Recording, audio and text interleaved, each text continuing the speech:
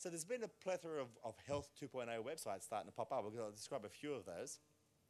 And this is one which really came to prominence about 2 years ago, maybe a year and a half ago, when H1N1 really started hitting town. So we had sophisticated biogeographical databases set up to try and track the spread of H1N1, and a few years before that SARS. But this basically was a mashup between Google Maps and a very simple online portal which basically allowed you to enter in your symptoms and your zip code in the US or your postcode in other parts of the world. And it basically just mapped it. So it sort of said, you're in a certain part of outside of Boston and I've got runny nose, fever and a sore throat.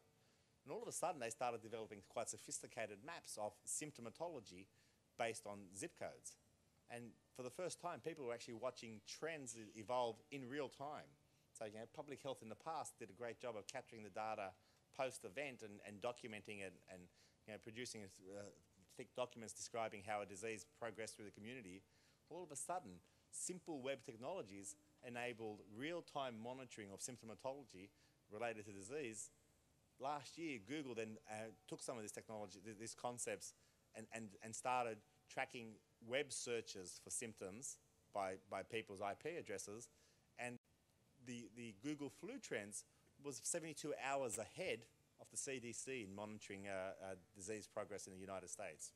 Simple things, someone's got a headache and runny nose, they Google headache and runny nose, you capture that in real time, you track that data, you're starting to find the distribution of disease 72 hours ahead of what the CDC, who at that stage had invested hundreds of millions of dollars in technology to try and track that.